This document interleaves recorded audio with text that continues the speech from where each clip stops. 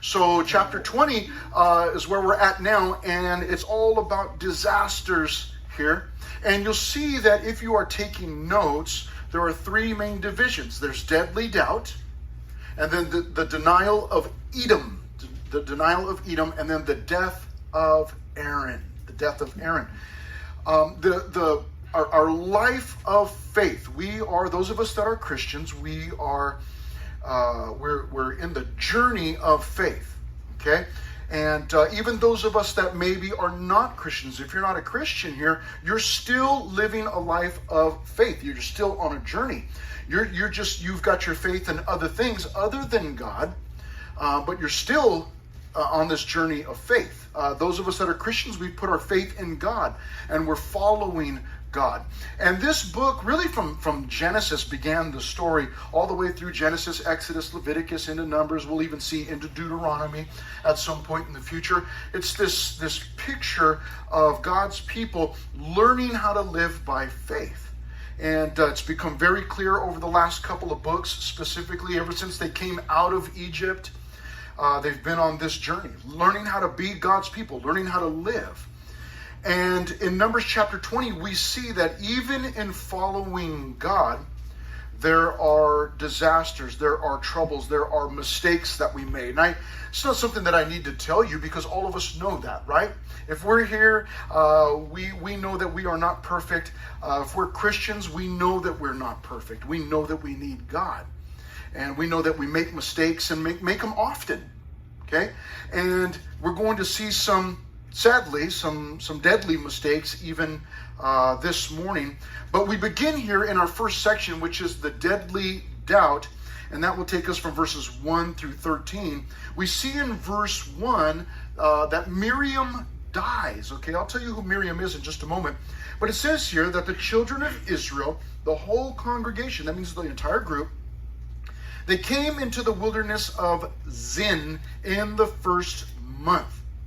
And the people stayed in Kadesh or Kadesh, and Miriam died there and was buried there. Now, Miriam, if you do not know, is the sister of Moses. Okay, Moses is the leader. He's the one that God is using to get his people out of Egypt. And Miriam is his sister, and she dies here. Now, this is no secret, or really nothing surprising, because we know that everybody gets older, everybody dies. But it is always a little bit harder when you have a leader or someone in a leadership position who dies. Miriam was definitely in a leadership position. She had been part of the leadership. She was Moses' sister. We saw her a few times throughout this story. She did make a huge mistake at one point, and she began to rise up against her own brother, because we know that jealousy can be absolutely poisonous, can't it? And it can even turn family members against one another. And at one point, Miriam was filled with jealousy, and she began to turn against her own brother, but was corrected by the Lord. But we see here that one of the old guard, that's kind of the phrase, the older people, the leadership in this entire group of the children of Israel, this woman Miriam dies here, and she was buried. Now, you might remember that God had already told his people that he was going to march them through the wilderness for 40 years. Does anybody remember why they were going to march through the wilderness for 40 years? Anybody remember that? Yeah? What was it, Tegan? They didn't trust God and they wouldn't go into the promised land. Okay, exactly. They did not trust God and wouldn't go into the promised land like God had told them to do. And because they chose fear over faith, they were going to experience 40 years of wandering the wilderness, and all of those older people, that older generation, would die. And then God would use that new generation as he's raising them up for the 40 years, and he would take them into the promised land. But this woman, Miriam, dies, and so this is kind of a hallmark moment, I guess, meaning that this is kind of a big deal, that she died. We see the older people beginning to die off now. Now, in verses 2, or beginning at verse 2, we see some murmuring. Now, murmuring, what is that? Murmuring is complaining. It's like mumbling under your breath. Now, I know that there isn't anyone in here that ever murmurs. So I will give you an example because you don't have a clue as to what murmuring is. It would be like somebody's parent telling them to do something like, hey, you need to go do your laundry, or you need to go pick up the dog mess outside, or you need to go, clean your room, or you need to go get to your homework. And it would be the son or the daughter complaining kind of under their breath, murmuring, and maybe as they're walking away, Now, I know that none of you ever do that. So I wanted to make sure that gave you an example. There are some students out there, some young people that do that. Terrible people. None of us. Okay, I never did that to my parents. Okay, and I'm sure none of you ever did it. But here they are murmuring, and look what it says in verse 2. Now there was no water for the congregation. That's a big deal. Now if there was going to be something to murmur about, a lack of water would be something to murmur about. Okay? But there was no water for the congregation, so they gathered together against Moses and Aaron. Now, in reading these words, they gathered together against Moses and Aaron. In my mind, I'm wondering, I ask myself this question, and maybe you do the same. If you've been here for this entire series, you might ask yourself, really? Again? How many times are you going to rise up against Moses and Aaron, and then the Lord correct you? How many times are you going to do that before you learn your lesson? But some people are hard-headed or stiff-necked, and they just don't learn their lesson. And here they are again, rising up against Moses and Aaron. Now, Moses and Aaron must have known, right? They didn't have water either. But I think it would have been appropriate for people to come to Moses and Aaron and voice their concerns. Hey, Moses and Aaron, there's not enough water, obviously. So can we seek the Lord? Can we pray? Can we get some water here? But instead, what they do is they immediately begin to murmur, to complain. And so we read in verse 3, and the people contended with Moses. Now that word contended is like a boxing match. You have contenders in the ring. Two guys, or even these days we have two, you might have two women, get in the ring. There's contenders, and they are contending with Moses. And they spoke in verse 3 saying, here's what they said, if only we had died when our brethren died before the Lord.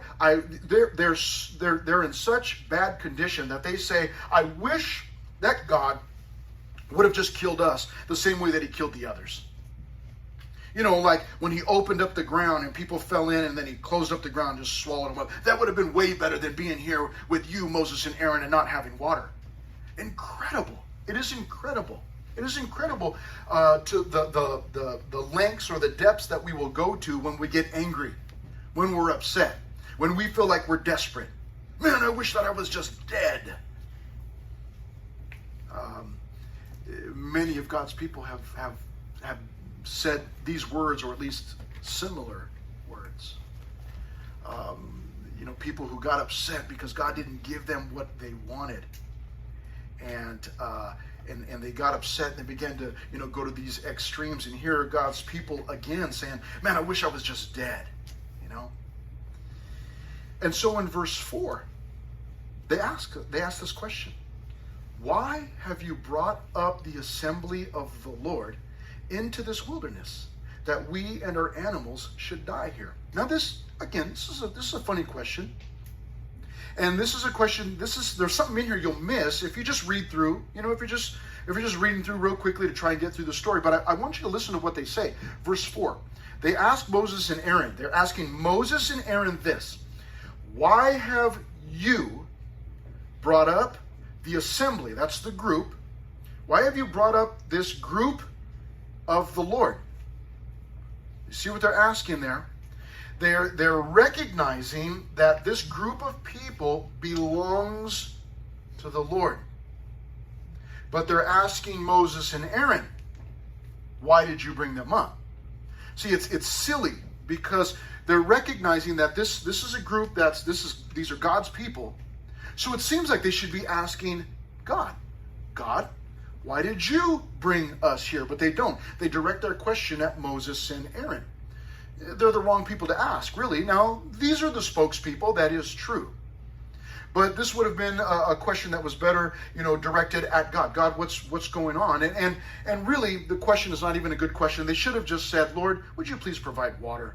And do you think that the Lord would not have provided water? He certainly would, and we'll see that he does. But in verse 4, why have you brought up the assembly of the Lord into this wilderness, that we and our animals should die here? Now, the truth is that all of these people that are complaining, they are going to die there, and their animals will die. But that's not God's fault. God was taking them to the promised land. He gave them one thing. You had one thing to do, and that was step over the border into the promised land and go claim the land. But they did not do that. And so because of their unbelief, because of their fear, they turned away from the border and they went back into the wilderness. And because of that, what they did was, instead of choosing life and freedom in the new land, in the promised land, they chose death and fear in the wilderness. They did this to themselves. There's a lack of water. Think about this. They don't have any water. Now, some of you have been here. What is this? The promised land. It's called the land of Canaan. But there's another phrase or name or description that God gave to it. He called it the land that was doing something. Does anybody remember what that was? It was the land flowing with milk and honey, right? A land flowing with milk and honey. In other words, if you will by faith, step over that border into the promised land, go in and claim it, you'll have everything that you need supplied for you. But their fear held them back, because fear always holds us back, doesn't it? It always holds us back. Now, the truth is that fear can oftentimes be a good thing. It's not good to jump off a 30-story building unless you've got a parachute. Okay, so if you're fearful of doing that, that's a good thing. It's not good to play football on the freeway.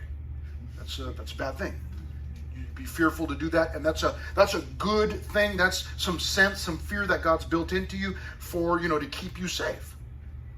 But you guys understand what I'm saying when I say that fear will always hold us back from really living to the fullest, to really reaching our full potential. It is always fear that holds us back. I am afraid of heights. I hate being afraid of heights. And so whenever I can, I try to get myself, if I'm in a position where I'm in some high place, I try to get myself, work myself over to the edge, and just calm. Don't push me, don't pull me, don't force me. You can make fun of me if you want. I really don't care. But eventually, I'm gonna get to the edge, and I'm just gonna do my best to look over. And it's really, really difficult. I can watch videos, on YouTube or Instagram or whatever. See a video of some insane person up on some high ledge, hanging off the edge. All these videos that they show now. Just watching those, my palms will start to sweat. Some of you might be like, you get scared and your armpits start sweating. Me, it's the palms. And I can watch a video and it's like, oh my gosh, my palms are sweating. I don't want to watch that anymore. But even if I'm out somewhere and I'm on some ledge and I'm looking over, it's like, oh man, my palms are sweating. But I want to push myself out there because I hate being afraid. And I've tried not to pass that on to my kids. When my kids were younger, when they were little and growing up, I tried not to pass that on. Obviously, to a point, I want them to be, to have some fear and not, go to the edge and lean way over and fall off, obviously. And so at some point it's like, okay, that's enough. Because, sometimes little kids, they don't have any sense and they just, they might just do something. But I tried not to pass my fear on to my kids. And, if there's some high place or some scary thing, no, just do it. Just go for it. I'll stand over here and watch, but you go ahead. And some of them are afraid of heights also. But their fear, these people, their fear kept them from entering into the promised land. And so as a result of that, there's now a lack of water. See how that happens? These are God's people.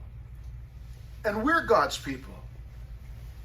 And yet there can still be times in our lives where we're not living by faith. Yes, we've placed our faith in Jesus. Yes, I believe that, I'm saved. Yes, I believe those things. But there can still be instances in our lives where God is calling us to do something, but I'm fearful and I don't step over that border by faith into this, into the directions that God has given me. And I go back, and what I do is I can find myself filled with fear. I've allowed fear to overrule my faith.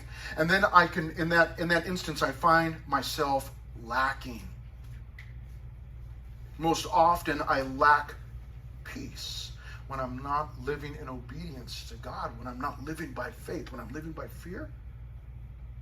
What I most often sacrifice is my peace.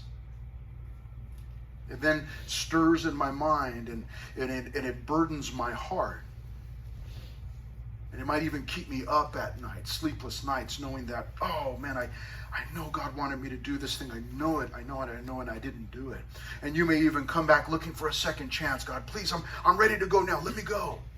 And there may or may not be a second chance. Sometimes there isn't another opportunity where God gives you an opportunity to maybe take another shot at it. But oftentimes those opportunities are just gone.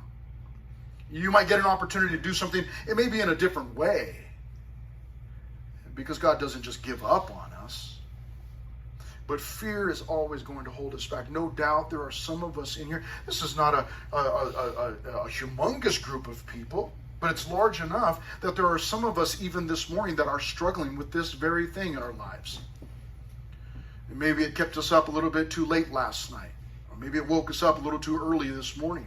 Maybe when I got up, I was thinking, it was immediately on my mind, and I'm thinking, oh, how do I get rid of this? Because there's some task or some step of faith that that you sense that God wants you to do this thing, and it might even be a step away from a certain relationship that is holding you back or beginning to poison you, beginning to rip you off.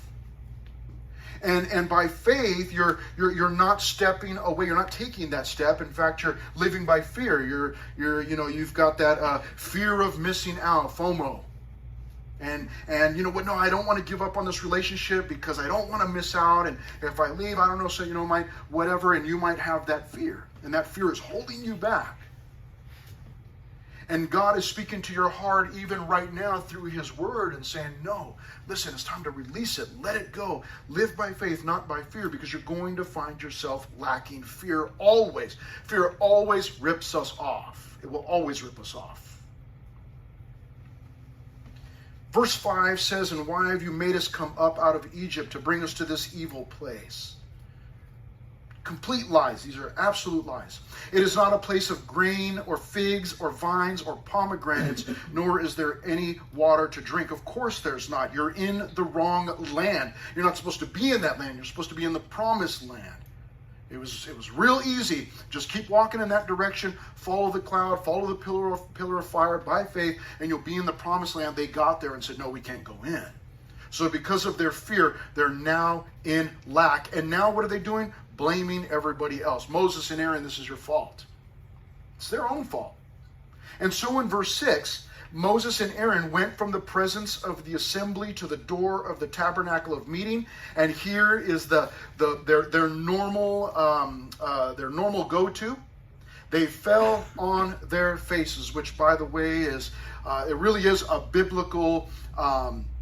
It's a biblical position to fall on your face before the Lord. It's a good thing. They fell on their faces, and the glory of the Lord appeared to them. See how that happened? They come to God with a need. They humble themselves by falling on their faces before the Lord, and then the Lord appears and begins to speak with them. Then the Lord spoke to Moses, saying, take the rod. You and your brother Aaron gather the congregation together. What does he say next there in verse 8? What's that first word? Help me out. What is it? He says in verse 8, take the rod, you and your brother Aaron, gather the congregation together and do what? What does he say to do to the rock? Speak to the rock. Thank you very much. He says, speak to the rock before their eyes. Speak to the rock. Now, this is funny because we're not there. Obviously, this was obviously this would have been obvious to Moses and Aaron, but we're not there. And so when God says, speak to the rock, we go, which one? Aren't there like billions of rocks out here? Which rock are you talking about? They're in the wilderness. The wilderness, what's in the wilderness? A bunch of things, but one of the things is rocks. Which one am I supposed to speak to? Well, it must have been obvious to them. And he says, speak to the rock before their eyes, and it will yield its water. Thus you shall bring water for them out of the rock and give drink to the congregation and their animals. Everybody will be provided for. All you need to do, take your staff and go talk to the rock. For all of you tree hugger types, just go out there and talk to nature, right? Just go talk to the rock. Okay. And so in verse 9, what we then see is this case of mistaken identity. What? Verse 9. So Moses took the rod from before the Lord as he had commanded him. Did God tell Moses to take the rod? You're not sure. In verse 8, take the rod. Okay, I'm going to ask you a trick question. Did God tell Moses to take the rod? Yes. Yeah, all right. Yes, some of you are following along. So Moses took the rod from before the Lord as he commanded him. So far, so good. Verse 10. And Moses and Aaron gathered the assembly together before the rock, and he said to them, hear now, you rebels. Must we bring water for you out of this rock? Now, hold on. God told him to take the rod. He did that. Yes. So far, so good. Did God tell Moses, call the people rebels and yell at them? Did God tell him that? No. He didn't tell him that, right? Verse 11. Then Moses lifted his hand and what did he do? Struck the rock. Wait a minute. What did God tell him to do to the rock? Speak to it. Speak to it. Now, what's the problem here? Is Moses just kind of like, I can't speak to the rock. Come on. You know, it's like, it's a rock. I can't talk to it. It'd be better if I just hit it. Here, let me hit it. That's better. Is that what's going on here? Well, let's find out. Verse 11, then Moses lifted his hand and struck the rock twice with his rod, and water came out abundantly. So Moses did not follow instructions, and yet God was merciful to the people and provided water. And the congregation and their animals drank. Then the Lord spoke to Moses and Aaron. Dun, dun, dun, dun. As the people are rejoicing, oh, water, they're drinking water and bringing their animals, and, everybody's getting water and they're getting their fill. And God says, hey, Moses and Aaron, would you come here? And calls them, step into my office. There's an issue, there's a problem. Verse 12. Then the Lord spoke to Moses and Aaron, because you did not believe me. Because you did not believe me. Because you did not believe me, to hallow me. Hallow. Oh, that's like Halloween, right? What it means is that you didn't glorify me in the eyes of the children of Israel. Therefore, you shall not bring this assembly into the land which I have given them. You see, God had said this older generation is going to die off in the wilderness. And I'm going to bring the younger generation. And at that point, Moses was still the leader, and God was eventually going to raise up this younger generation. Moses would be much older, obviously, but he would lead them into the promised land. Well, it has just been decided because of Moses' lack of belief that Moses will not lead them into the promised land. Moses will not get to see the promised land. And we go, man, that's harsh. Like, Moses has been with these people, and he'll continue to be with them. He'll continue to lead them for a while. But Moses has gone through all of this mess, God.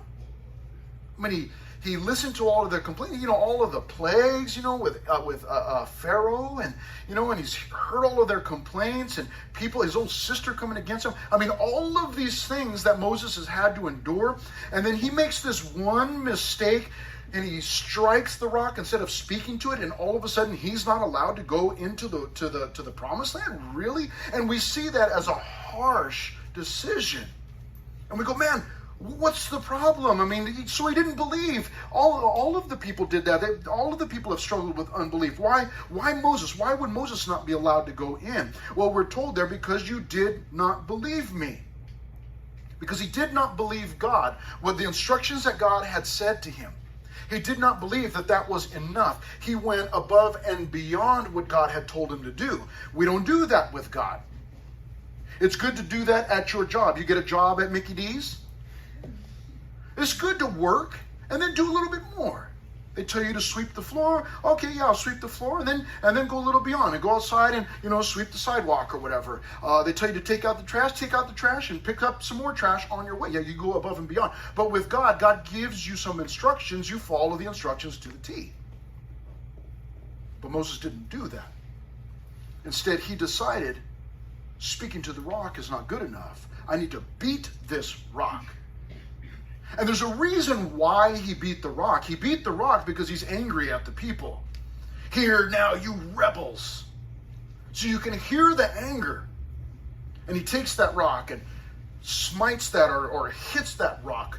Takes his rod, rather, and hits the rock. He did not believe. God says, you did not believe me. So you're not going to lead these people into the promised land. And we think, man, this is harsh. Look at verse 13. This was the water of Meribah, contention. That's what that means. Because the children of Israel contended with the Lord, and he was hallowed among them. But what is the deal? Why would God decide that? And here's why.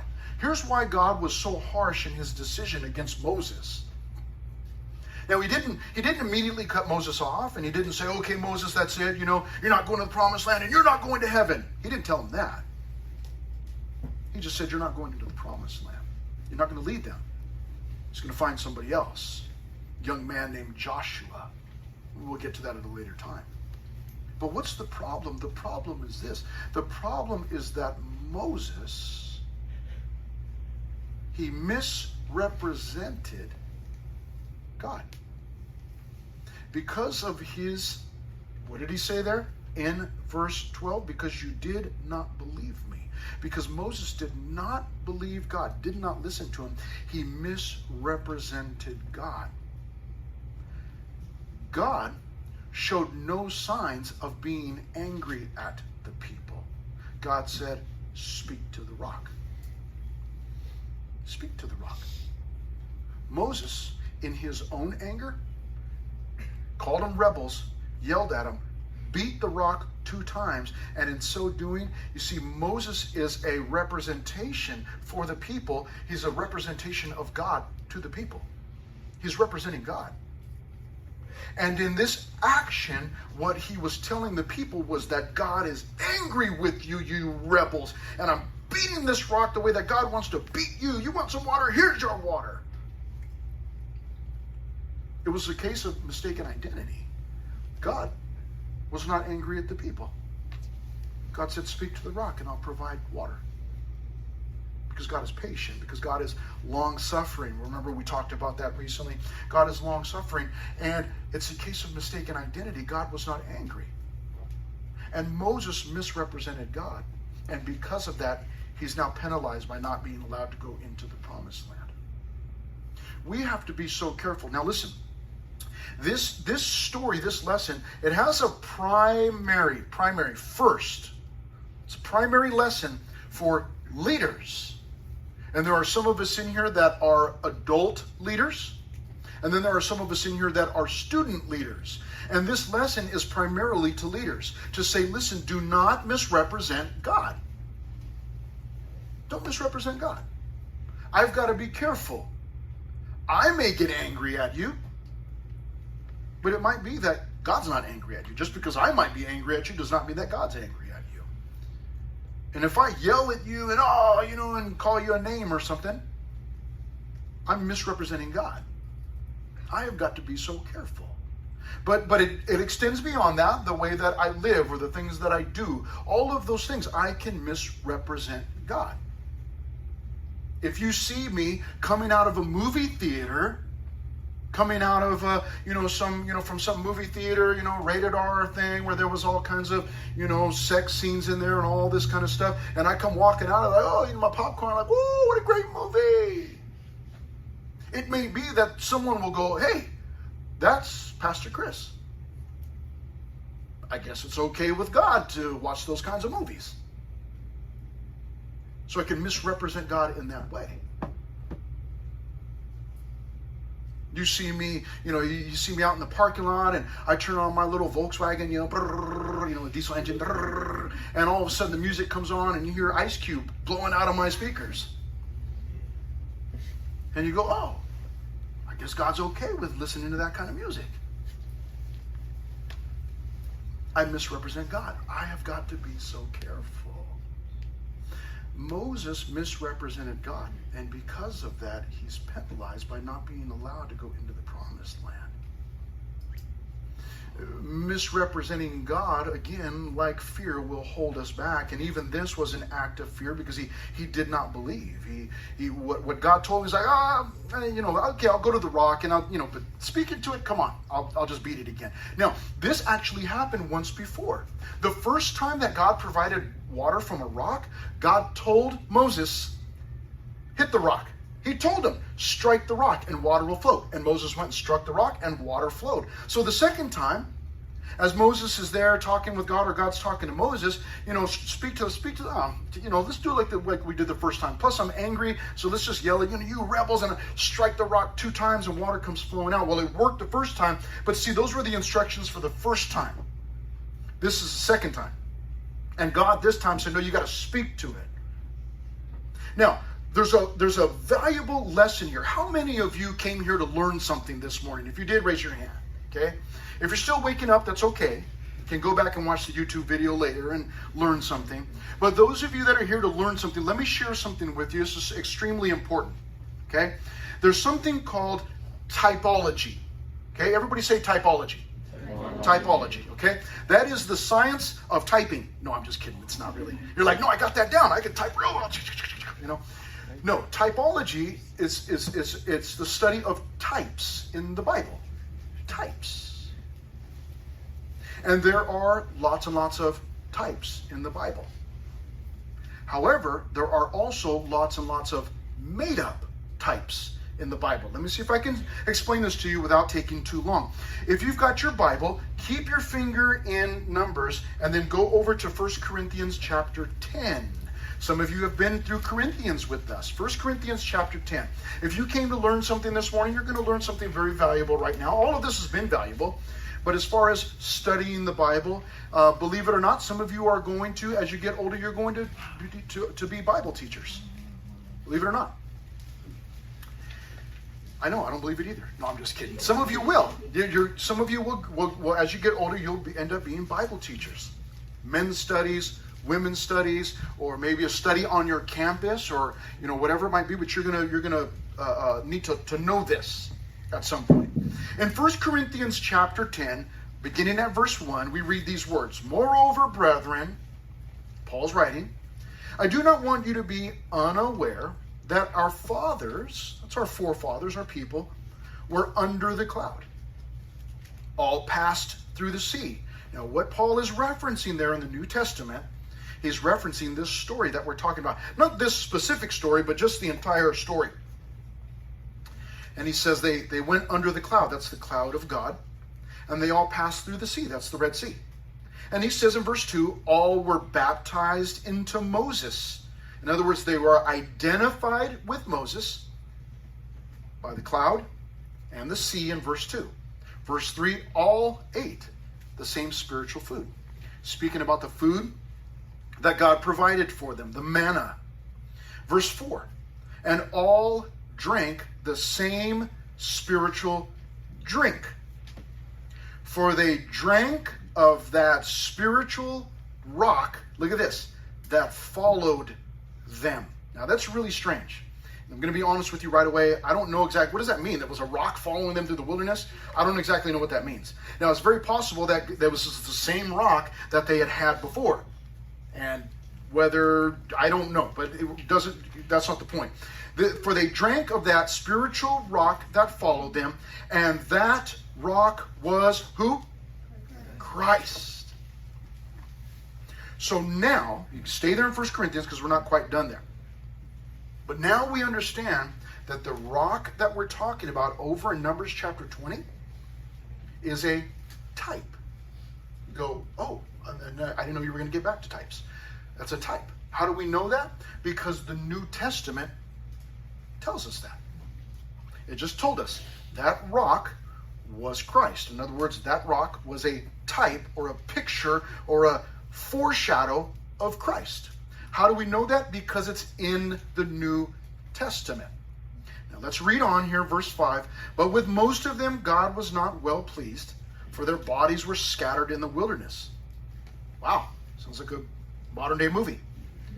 Now verse 6, look at this. Now these things became our examples, to the intent that we should not lust after evil things as they also lusted. He goes on to explain some other things, but look at verse 11, 1 Corinthians chapter 10, verse 11. Now, these things, the word all is not originally in there. Now, these things happened to them as examples. Okay? You can go back to Numbers chapter 20 if you'd like. We're done with 1 Corinthians chapter 10. But we understand that this rock is a type. And we know that because it tells us that in the New Testament. We have the story in the Old Testament, and then we have we're told that it's a type in the New Testament. So you have a type in the Old Testament, and then if you're taking notes, there's the antitype in the New Testament. So the Old Testament is the type, that's the picture. New Testament, if it's talked about, that becomes the antitype, A-N-T-I-T-Y-P-E, antitype. In other words, you've got the type or the picture over here, and then over here you've got the fulfillment of that. That's how we know that. Okay? Now, why is this such a big deal? It's a big deal because if you go to YouTube or some other place and you look up the popular pastor or preacher or whatever, and you can listen to them, and they might have all kinds of types, and you go, oh man, I didn't know it meant that. We've got to be careful because Bible teachers will do that oftentimes. This music stand is a type of God because it's stable, it's straight, it's constant, it never changes. See, there's a problem with that. That might make your heart go, ooh, that's so awesome. I feel so spiritual. But there's no truth in that. Why? Because I just made that up. You can find a type in anything. All these lights, they're a type of Christ. They're here because Christ shines. Oh, but I also shine. And man, these lights, they're something special. But how do we know that? But see, Bible teachers will do that all the time. They'll be going through the Old Testament and find all kinds of pictures in there. Now, there's a difference. There are types. How do we know what a type is? We know what a type is because it talks about it in the Old Testament. But it also talks about it in the New Testament. Like we saw clearly in 1 Corinthians, that rock was Christ. Oh, so now when we go back to our story, we go, oh, that rock was a picture of Christ. And we're going to come back to that story in just a moment and probably won't get any further than that because we got to shut it down pretty quick here.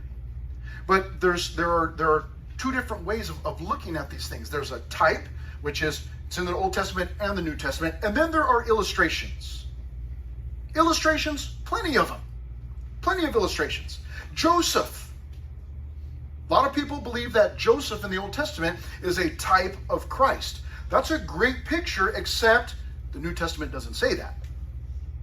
So then it becomes a great illustration. Wow, Joseph in the Old Testament is a great illustration of Jesus. He was mistreated by his own family. The people that he was part of their family, they mistreated him, sold him into slavery. He experienced all kinds of hardships, and then he rose to power. That sounds a lot like Jesus. Yes, it does. That's a great illustration, but it's not officially a type. Why? Because it doesn't say that in the New Testament. So when I'm studying the Old Testament, all kinds of great pictures in there. And we know from the book of Hebrews that the Old Testament was written. The book of Hebrews tells us that those things were written for our admonition, or for our, to learn lessons. But that doesn't mean that everything in the Bible. It's a big deal, because if I just go, oh, everything's a type, well, why? Because I say it is. Well, where's the limit? Where's the guardrail? How do I know how far to go with this thing? Then I can just make up all kinds of types. And I can say, well, Abraham, he's a type of this, or, this person, or that thing, or, oh, that plant, that tree, oh, that was a type of whatever. I can come up with those all day long. But see, what I want to be careful of, here's the overarching lesson is this, that when it comes to the Bible, when I'm studying the Bible and teaching the Bible, what I want to do is teach what's there. I don't want to make up all kinds of fantasy things about what it might mean and what it could mean, and all these secrets. And you can get on YouTube, and there's thousands of them. You can find Bible teachers. They just come up with all kinds of things. Some little old lady sitting in her living room, with her cats or whatever, and she's just teaching the Bible and coming up with all kinds of crazy pictures. Like, wow, Pastor Chris never told us that. Yeah, because it's not there. It's not there. She just made that up. So you've got to be careful. You've got to be asking questions and not just going, oh man, that's so cool. Look at this guy, how he moves around the stage, and he's a good looking guy or whatever, and he's smart or whatever. And we got to say, hey, what he's saying is the truth. Where did he get that from? And I know I've read a lot of good Bible commentators, guys that will explain the Bible, that will explain the Bible. And sometimes they come up with things, and I'm reading going, that sounds great, except where did you get that from? I'm not sure where you got that from. Did God just speak some special knowledge to you? Because if that's what you're claiming, where does that stop? If God just spoke that special little knowledge to you, you might call me up tomorrow and tell me, hey, God just spoke some special knowledge to me, and he wants you to donate your car to me. He knows where I live. Why didn't he come and tell me? So we've got to be careful what we want to do when we're studying the Bible, teaching the Bible, listening to a Bible teacher. What we want to do is find out what's in the Bible, what's there, what's in the story, what's in the lesson. No more, no less. I don't want to make up all kinds of things. I just want to find out what's there. So it might be that you come here and you go, oh, Pastor Chris, he's okay. It's okay. But he's not as good as, this other guy, man, on YouTube. He's got all this inside secret info. Yeah, because he's making it up. I could do that too. Yeah. So we want to be really careful. There's a type and there's an illustration. What we have in this story is a type. We know that because it talks about it in the Old Testament, explains it in the New Testament for us. It confirms it. Now, going back to our story, here's where we'll finish. If the rock is a type or picture of Jesus, we know that because that's what Paul said in 1 Corinthians. Then we can understand a little bit better why God cut Moses off. You see, the first time now, I told you, that happened once before, where God provided water from a rock in Exodus. If that rock is a picture of Jesus, then here's what we understand. Jesus was struck or died how many times? Just once. Just once. That happened the first time. Right? Jesus died once for all, we're told. So the rock being struck the first time was a picture of his death, right? He was struck just one time. The promise came in Genesis right away. Remember when Adam and Eve sinned? And God gave that promise. He said, he was talking to Satan, gave him a promise. And said, you're going to strike his heel, but he will bruise your head. So we know that Jesus was going to die. So the picture then becomes Jesus was struck the first time and died, but Jesus doesn't have to die again. All that you need to do is now speak to Jesus. and the waters, and the fruit of speaking, the Holy Spirit will flow. You don't need to beat Jesus or kill him again. He doesn't need to be crucified every single day. And that was one of my issues early on. I'm just going to say that I'm an ex-Catholic. I really was a wannabe Catholic. I wasn't really Catholic. I went for quinces and weddings, funerals, But every time I went, Christ was crucified on that back wall. There he is. I can see him. He's hanging on the wall. He never leaves that spot. That's a problem, because Jesus is not crucified anymore. He's not still crucified. He was crucified once for all, died once for all, and now he's risen. Now he's victorious. And so I was going there and like, Jesus, he's still dead. Okay. And I gotta live with that in my mind, like I'm not living in victory, man. I'm always living in defeat, because look, there's Jesus. He's still on the cross. Jesus only died once. Now what we do is we speak to Jesus. He doesn't need to die anymore. So because we know that Christ is the rock, now we have this beautiful picture. We've got a type. Types and illustrations. Okay? Now, let's just finish there, because I think that service let out at a decent time. So we don't want to, there's way too much here for me to continue and rush through. Father, we are so very thankful for